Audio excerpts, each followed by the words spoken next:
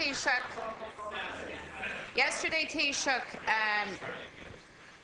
Minister Howland sought to ram estimates for his department through the committee.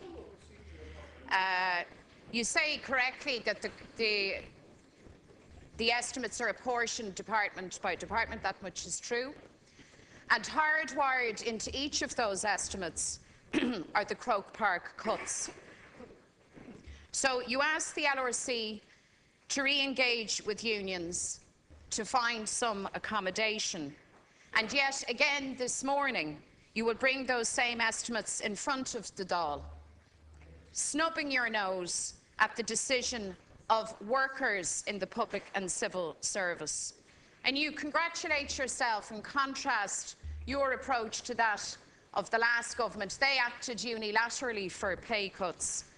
Well, I suppose the distinction here is one really of choreography, because whereas you will go through the motions of consultation and pretend to have a listening ear, you too ultimately have indicated that you, like Fianna Fáil, are prepared to act unilaterally.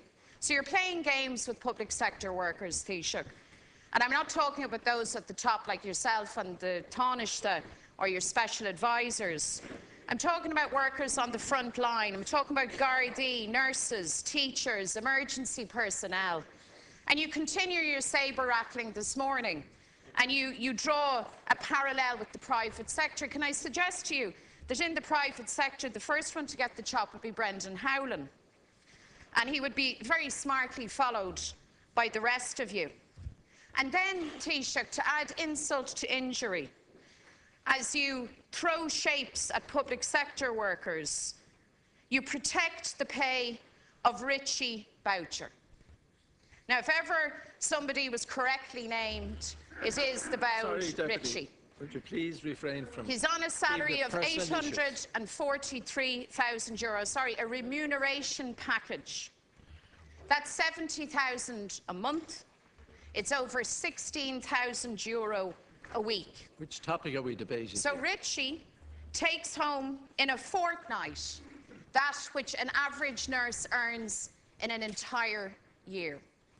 So Taoiseach, how do you look public servants, civil servants in the eye, many of whom you tell us you know are struggling just to get by? How do you look them in the eye when your approach is so heavy-handed with them?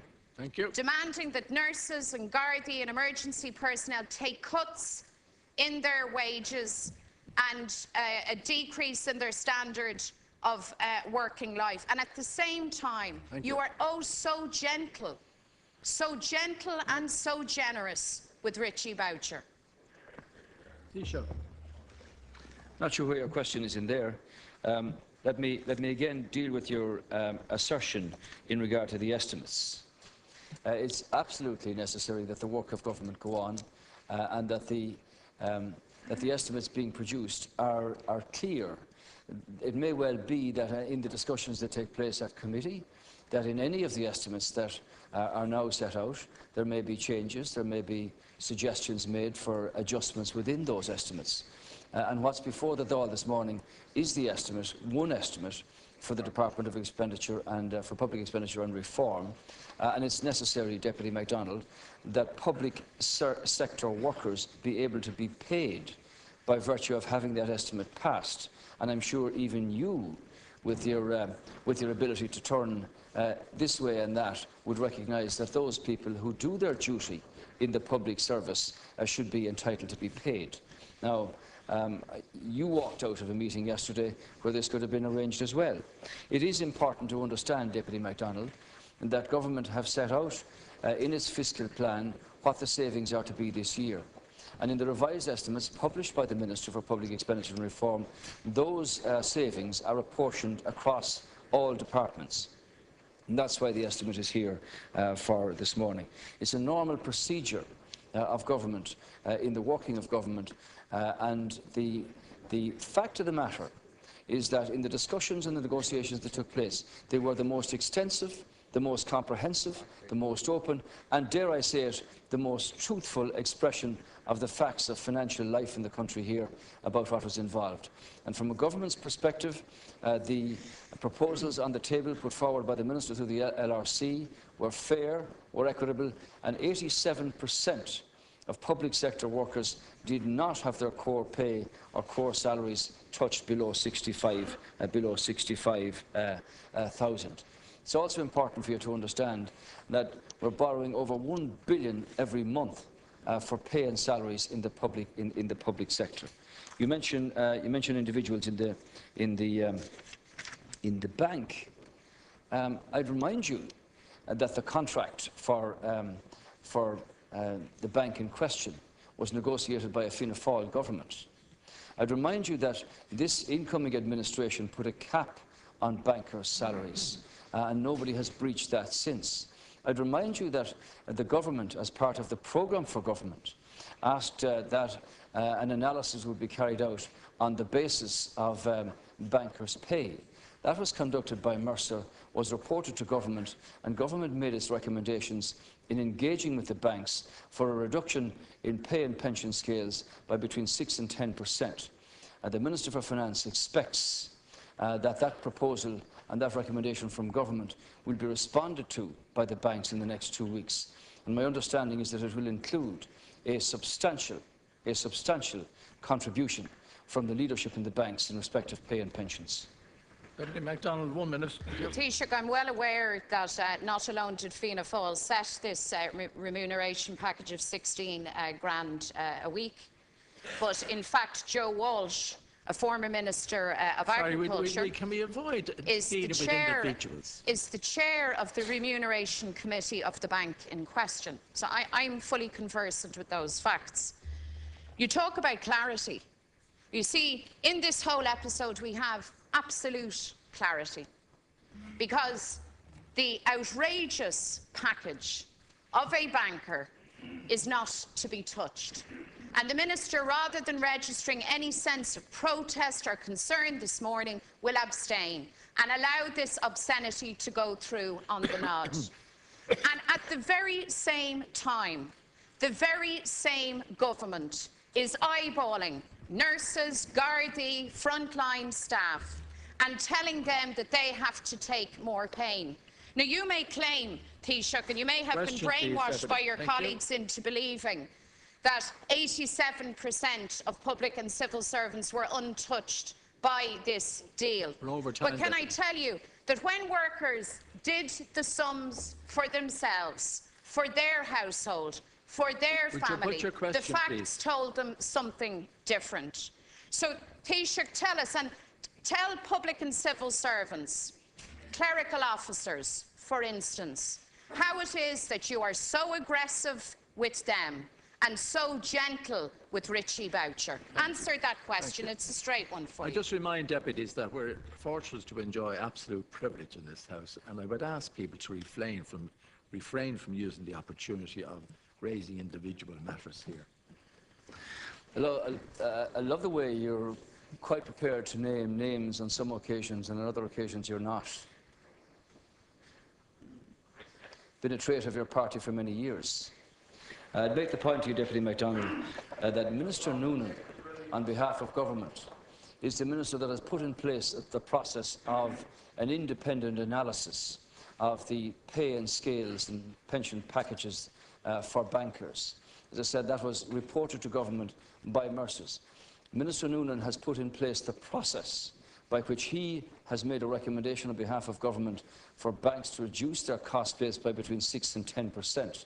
And he expects that to be back to him in the next couple of weeks. And as I said, with a substantial contribution in respect of the leadership of banks here. It's also important to note that everybody understands these banks are an important part of Ireland's financial economy. They're not making money. They wouldn't be in existence but for the taxpayer, and it's important that government squeeze the banks and require them to reduce their cost base. Everybody understands the difficulties that all the people that you mention around the country have to deal with every day of the week. Of course, we're borrowing over $1 billion to pay all of those salaries every month. And that's why we're never going to have the country that we want until we get our public finances in order. So as part of that process, Minister Noonan made a recommendation following the Mercer report to government for banks to reduce their cost base by between 6 and 10%, and in the next 2 weeks he expects to receive that response to that recommendation from these banks with a substantial contribution from bank leadership in regard to pay and pensions. Thank you. Deputy McGrath. Good, Count Corler. I too would like to wish Taoiseach happy birthday today. I hope that his colleague, the Shannon, will give him a hand to cut the cake.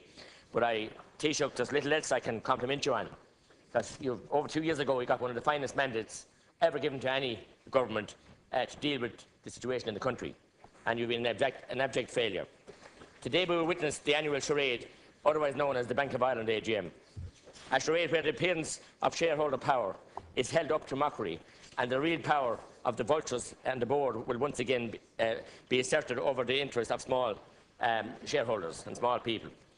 It will also take place in the presence of his chief executive, Mr. Richie Boucher, whose obscene €843,000 per year annual package continues to be received, despite the sense of disgust and outrage felt across the country, Taoiseach. And all your talk to the last question replied to Deputy MacDonald is just idle words, because we know nothing is happening. An annual package, I might add, that is €157,000, more than the €1 million Minister Coveney announced yesterday to help the farmers and who are in response to a horrific fodder crisis. So that puts it in perspective what you give the people, the ordinary people of Ireland, who you should know well, and you being a rural constituent.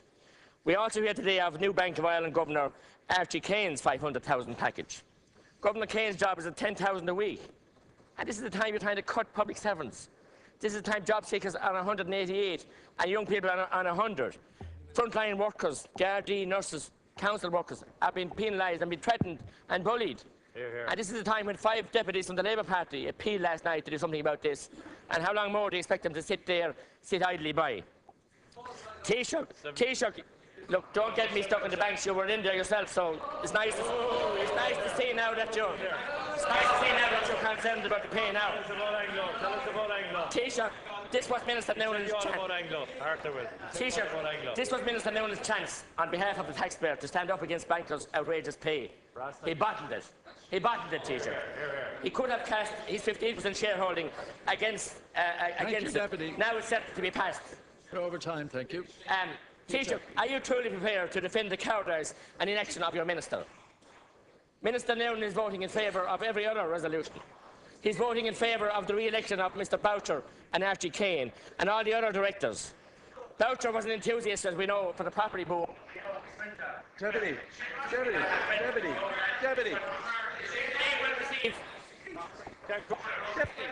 You cannot use. The deputy is over time.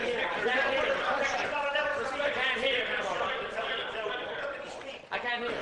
I'm told the deputy that he's over time, and would you please put your question? I'm putting my question. What is your question? If I'm allowed. What is your question?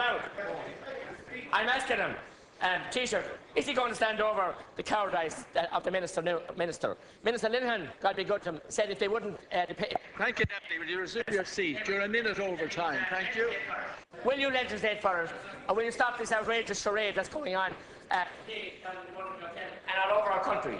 Have we become a refuge for failed bankers from other countries, Taoiseach? Now, Taoiseach, before you reply, I want to put on the record that under Standing Order 59, it is not allowed to name people in this House unless you give prior notice to the Count Caller of the day and a good reason for doing so. And I would ask deputies to respect and read their standing orders. This is not a chamber where you take people's reputation asunder. And I'm not going to sit here and allow people's reputation to be taken as read, irrespective of who they are. My job is to ensure that we adhere to the standing orders in this House. And there's a good reason why there's a standing order which protects the reputation of individuals. And I will not allow deputies to use this chamber under the cover of privilege to make allegations against members of the public that are not here to defend themselves. It's up to other people outside this chamber to deal with this issue. or else change standing orders. But the standing order I apply. Thank you. Taoiseach. I understand your ruling, Cancorla. Deputy McGrath's second stage speech outside the church gate sounds very well, but he refuses to accept or to recognise that he himself, Deputy Matty McGrath, was party to a proposition and a government which left this country with the highest deficit on the planet at 32.5% of GDP when they were thrown out of office. Thrown out of office by the government, by the people. Thrown out of office by the people. And you want to forget it. Yeah. And you want to forget it. And you have the temerity to come in here and to accuse Minister Noonan of cowardice. Well, I want to tell you one thing, Deputy McGrath. You can accuse him of many things, but you'll never accuse him of cowardice. He is the minister who, on behalf of government, put in place the process to try to do something about a situation which was inherited by the government because contracts were approved and signed off by the previous Fianna Fáil administration. And because of that process, the government commissioned a report into bankers' pay and conditions and salaries and pensions and so on. And that report was conducted by Mercers, reported to government. Government made its recommendation through engagement with the Minister, the Department of Finance and the banks. And because of the fact that he has that process in train, he expects to have the recommendation responded to in the next 2 weeks. And my understanding is that there will be a substantial and significant contribution from the leadership of banks in respect of pay and pensions. I think that that's something that everybody would welcome here. These banks are only in existence because of the taxpayer, and it's right and proper that government would force and require banks to reduce their cost base in order that they can become solvent again and play a part that they should be able to play in the development of our economy for the times ahead. Deputy McGrath, 1 minute, please. Taoiseach, you have a short memory. I remember yourself voting, and your pal, and your... Can I speak? I can well remember. I've always acknowledged that I made a mistake of voting for the bank guarantee. But you, Taoiseach, you, it doesn't make it okay. No, you, Taoiseach. Please. Taoiseach. Taoiseach, you voted for your party. Would you put your question? I am, but I'm just correcting the facts. He himself and all his front bench and back benches now voted for the people that were there at the time. Unlike the colleagues, the sheep on the Labour benches that are over there now, they're making make noises, but what will they do? What action will they take? Taoiseach, how can you possibly retain any shred of credibility, our Minister Noonan? What you had the opportunity today, he has a 15% on behalf of the taxpayers to do something. We have once again put the fox in charge of the chickens. We have once again exposed ourselves to the charge that we are not really serious about banking reform. It's indefensible, Taoiseach. Sorry, would you please? It's indefensible. One question, Cancorla, if I might. Taoiseach, are you beholding to Mr Boucher, you as a government? Thank you. He did give you a dig out last year in relation to the promissory notes, so are you totally beholding to him? Is that the way you're in government, beholding to the Troika, our European colleagues? You're embarrassing yourself. Are you really beholding to Mr Boucher to that extent that you allow him to have a reckless... totally ignore what I asked you to do, not to mention names? It's been discussed at this moment down in the Boddington Hotel. Well, not in this chamber. It's on every newspaper, Taoiseach. We're going to be silenced in here and let the bank... Taoiseach, thank you. I don't know what question... Well, first of all, I want to confirm that it was not because of the bleatings of Deputy McGrath that the Minister for Agriculture was able to put $1 million extra on the table yesterday for fodder shortage for hard-stressed farmers. Secondly, let me say to you that when you speak of courage, Deputy McGrath, you did not have the courage to put your name behind the Fianna Fáil banner and stand before the people. You ran. You ran because you were afraid to face the people with the brand image on your forehead. You were afraid. You were afraid. You were afraid. You were afraid. Afraid to knock on the doors in Tipperary and say, I represent the Fianna Fáil party. You showed absolute cowardice and lack of courage, and far be it from you to come in here and preach about others. You proved it yourself. You didn't have the gumption to say, I was selected by the party, I represent the party. You fled in the face of the people because of the brand image that it carried with it at the time. I want to say to you that Minister Noonan put in place the process for attempting to deal with banking contracts that were signed before this administration's time. And that process is in place, and Minister will attend at the AGM, I understand. But because it's his understanding